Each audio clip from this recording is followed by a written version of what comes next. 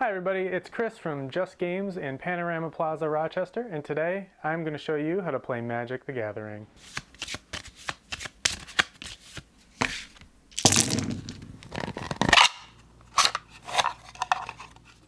The first thing you're going to need is a deck.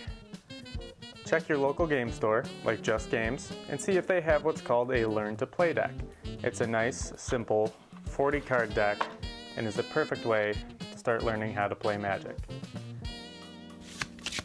Magic in its most basic form is a duel between two wizards, where you try to reduce your opponent's life total from 20 to 0. Typically, that is done through the use of creatures and spells. In a 1v1 match, the player who goes first doesn't draw, but every other turn starts with the player drawing a card. Every spell you cast has a mana cost or casting cost. This is found at the top right of any card that can be cast. For example, this Flamekin Brawler here only requires one mountain to be cast, whereas Prodigal Pyromancer here requires 2 of any color and 1 mountain. Typically, the first thing you're going to want to do during your turn is play a land. There are 5 types of basic land in Magic: islands, swamps, mountains, plains, and forests. Lands represent the mana that is required to cast spells in Magic: The Gathering. Now, on to casting spells. To cast spells, you need to use your lands for mana. To use your land, you tap it. Tapping is important because it shows that that card has been used for the turn. At the beginning of your next turn, you will untap all of your tapped cards. On your turn, you can cast spells before and after combat. These 2 main casting phases are where you get to play a land that adds mana, summon creatures to fight for you, or use other kinds of spells. To start, grab your deck, give it a good shuffle, and randomly decide who goes first by rolling a die. Once you've decided who goes first, draw a hand of 7 cards, and you're ready to go. Let's go through what our first turn might look like. In this game, I'm going first, so I will not draw a card, as I've already got 7 cards in my hand. First thing I will do, play a mountain, and then take a look at what I can do with that mountain. It looks here that I can play this Flamekin Brawler. As you can see, he only costs 1 mountain to cast, so he is a great move for our first turn. Let's start by tapping the mountain, and then playing our Flamekin Brawler. Tapping is important because it shows that that card has been used for the turn. Now we would pass to our opponent, and they would take their turn. During our opponent's turn, they simply played a land and passed the turn back to us. The first few turns of a Magic game are going to go pretty quickly because everybody needs to play enough land to be able to cast their spells. Your turn starts, you get to untap your cards and draw a new one for the turn. Take a look at our cards here, and let's play another land. We now have 2 mana, or 2 lands, in play. Now, our creature no longer has summoning sickness, so our Flamekin Brawler can attack. Let's go into combat and see what that might look like. You show which creatures you are attacking with by tapping them. Remember though, a tapped creature cannot block when an opponent's creature attacks you. However, at this time our opponent does not have a creature, so it's a great time to attack. But wait. Our Flamekin Brawler is a 0/2, which means he doesn't actually hit for anything. He can't damage other creatures in his current state. However, he has an ability that says that he gets +1/+0 until end of turn for a red mana. That means for every red mana that we use, he'll get +1/+0. So if we take a look at the mana we actually have 2 mana. That will effectively turn our Flamekin Brawler into a 2/2 for the turn. When we attack with Flamekin Brawler, he will then do 2 damage to the opponent. Then, since we are all tapped out, typically we would pass the turn. During our opponent's turn, they played a Ravenous Rats. Let's take a look at what Ravenous Rats does. You'll see here they're playing a black deck, which means they'll be using swamps, and they cast a Ravenous Rats, which cost 1 swamp and 1 other mana. The Ravenous Rats is a 1/1, which means a strength of 1 and a toughness of 1, and he says, when Ravenous Rats comes into play, target opponent discards a card. Unfortunately for us, we are that opponent. So let's take a look at our hand and decide what we might discard. I think for now, we'll discard a Lightning Elemental. Discarded cards go in your graveyard, which is down next to your library, right down there in the corner.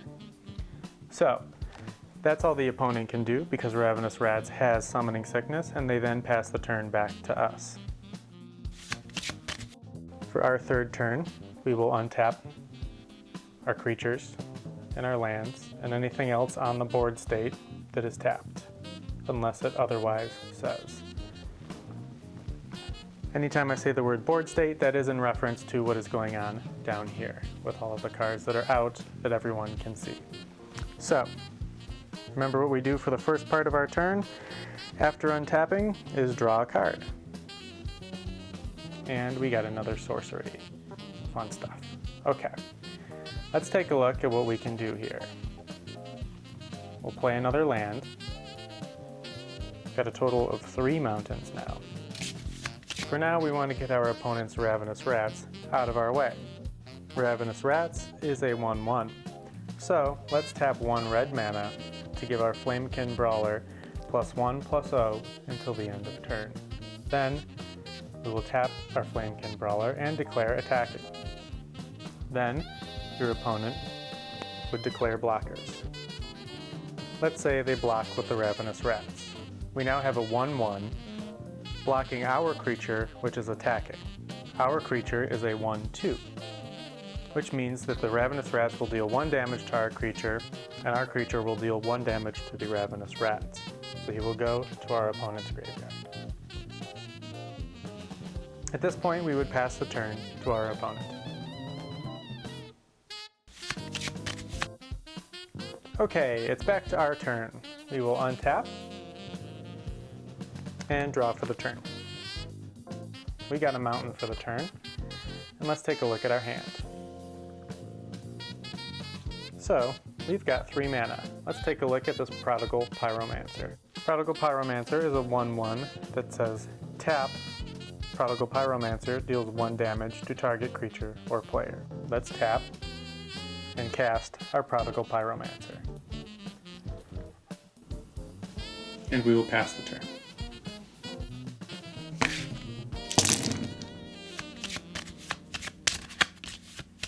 Let's go over how we might use Shock. Shock uses 1 red mana, and it says that Shock deals 2 damage to target creature or player.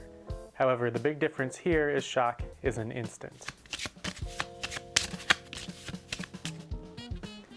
Let's take a look at the creatures we have out. Our opponent has that Ravenous Rats out again, and we've got our old buddy Flamekin Brawler and our Prodigal Pyromancer.